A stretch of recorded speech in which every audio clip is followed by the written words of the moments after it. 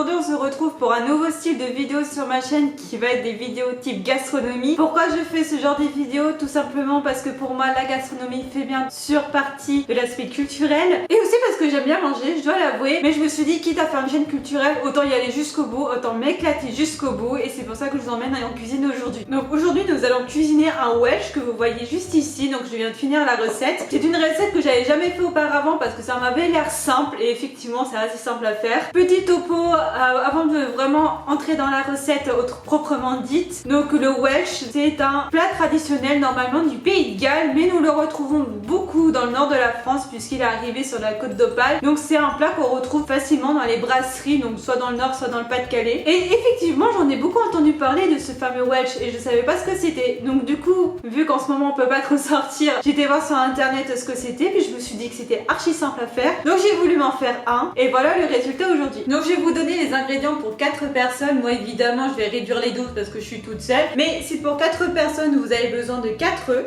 d'un pain de campagne non tranché, 4 tranches de jambon, 800 g de cheddar que là j'ai emballé parce que j'ai trouvé que sous cette forme, du poivre, de la moutarde. Normalement c'est de la moutarde à l'ancienne mais j'avais pas racheté de la moutarde alors que j'en avais déjà, ainsi que de la bière. Alors moi je vous avoue qu'ici c'est de la bière ambrée. Normalement il faut 25 centilitres de bière brune, mais il faut croire qu'ici je suis au pays de la bière blonde. Je ne trouve pas autre chose, donc on va faire avec de l'ambrée, c'est pas grave. Et donc oui, avec la bière là rageoise, parce que quitte à faire une recette locale, autant y aller jusqu'au bout. Donc je me suis inspirée de la recette que le site Marmiton propose, dont je vous mettrai le lien en barre d'infos évidemment. Donc là je vous ai présenté les ingrédients pour 4 personnes, mais moi je vais bien évidemment réduire les doses pour moi toute seule, parce que c'est bien de cuisiner, mais au bout d'un moment faut manger. Donc nous allons commencer par couper le cheddar en petits cubes. Alors moi personnellement j'étais toute seule, donc j'ai choisi 200 grammes, j'ai fait 800 grammes divisé par 4, mais il s'est avéré que vraiment 200 grammes c'était beaucoup trop. Bon, j'ai quand même fait 200 grammes pour cette recette, mais honnêtement si vous êtes tout seul, 100 grammes ça peut être largement suffisant.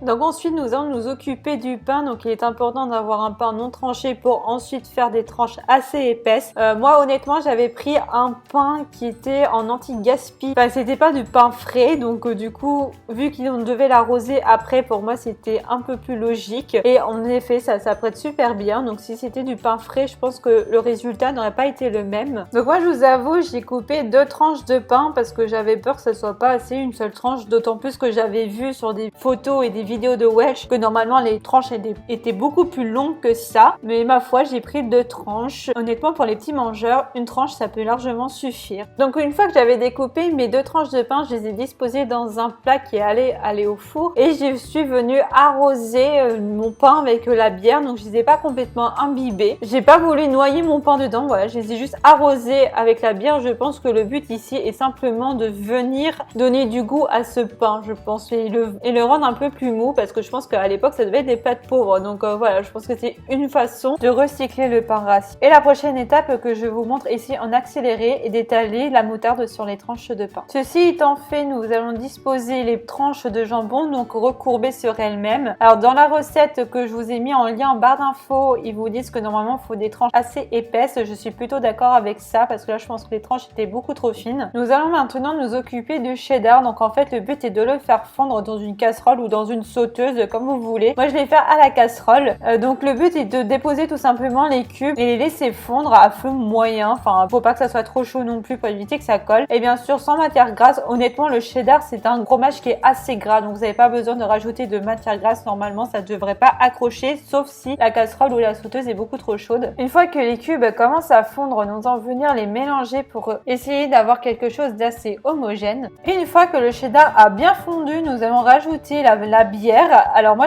personnellement j'ai pas contrôlé exactement combien j'en ai mis, je l'ai fait un peu à l'aveuglette. Je pense que j'en ai un peu trop mis puisque la préparation avait l'air un peu trop liquide, comme vous pourrez le voir après. Et c'est également là que vous allez rajouter le poivre et le reste de votre moutarde. Donc moi j'avais mis une cuillère à soupe je crois en plus, mais j'avais pas osé mettre trop de poivre parce que ça m'avait l'air d'avoir beaucoup de moutarde en tout et je voulais pas quelque chose de trop relevé. Et bien sûr on n'oublie pas de tout mélanger. Ceci étant fait, nous allons venir napper recouvrir nos 2 tranches de pain avec le jambon de notre cheddar fondu. Et c'est là que je me suis dit que j'avais mis trop de bière honnêtement parce que ça me paraissait beaucoup trop liquide et vous voyez que j'en avais beaucoup trop aussi, que le fromage était tombé sur les côtés. Une fois que tout est prêt, nous allons pouvoir enfourner tout ça une dizaine de minutes à 210 degrés. Et pendant ce temps-là, nous allons pouvoir nous faire un œuf à la poêle qui nous sera bien utile par la suite. Et donc voici à quoi cela ressemble à la sortie du four. Le fromage est gratiné, il est doré. Honnêtement, ça avait l'air hyper appétissant, ça sentait hyper bon. Et nous pouvons maintenant passer au dressage. J'avoue, j'ai eu hyper du mal à couper le cheddar là qui était fondu sur les côtés, mais j'y suis